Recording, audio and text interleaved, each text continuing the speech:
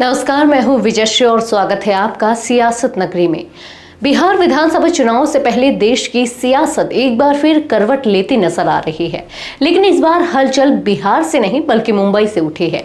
Shiv Sena UBT प्रमुख उद्धव ठाकरे ने India गठबंधन की बैठक बुलाने की मांग की है, वो भी तब जब उनकी पार्टी ना तो बिहार में चुनाव लड़ रही है, न वहां उनका कोई सीधा राजनीतिक वजूद है। तो सवाल उठता है, क्या उद्धव ठाकरे कांग्रेस को दोबारा केंद्र में लाने की रणनीति पर काम कर रहे हैं?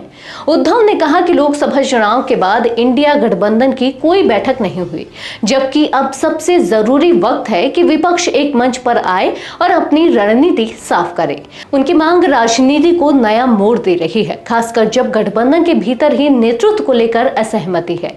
क्या यह बैठक की मांग बिहार के लिए है या उद्धव ठाकरे अपनी प्रासंगिकता बनाए रखने की कोशिश कर रहे हैं? सवाल सरकार से भी है और विपक्ष से भी। पहला, क्या कांग्रेस फिर से खुद को लीडर साबित करने की जुगत में है?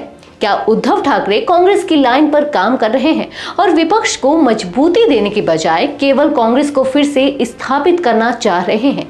क्या इंडिया गठबंधन वाकई एकजुट है या फिर यह भी बीजेपी की तरह आंतरिक खींचतान से जूझ रहा है? और सबसे अहम, जनता कब तक राजनीतिक प्रयोगों की कीमत चुकाती रहेगी?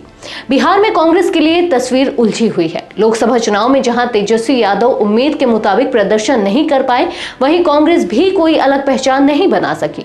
वाम दलों की भूमिका सीमित है और सीट बंटवारे, प्रचार चेहरा जैसे मुद्दों पर मतभेद गहरे हैं।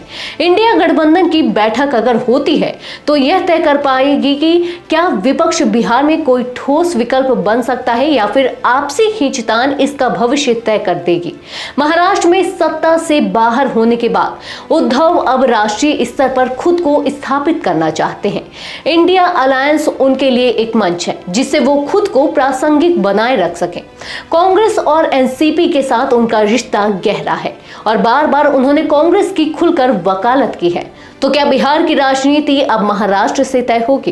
क्या कांग्रेस फिर से मुख्य चेहरा बनेगी? क्या विपक्ष वाकई जनता की आवाज बनेगा या फिर ये बैठकें केवल कुर्सी की राजनीति होंगी?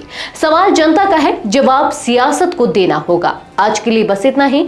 अगर आपके इलाके में कोई राजनीतिक लापरवाही, भ्रष्टाचार या जनहित से जुड़ी समस्या है तो अब चुप मत रहिए, अपनी शिकायत हमें भेजिए। सियासत नगरी आपकी आवाज को मंच देगा और जवाबदेही तय करेगा, क्योंकि अब हर सवाल होगा सीधा सत्ता से।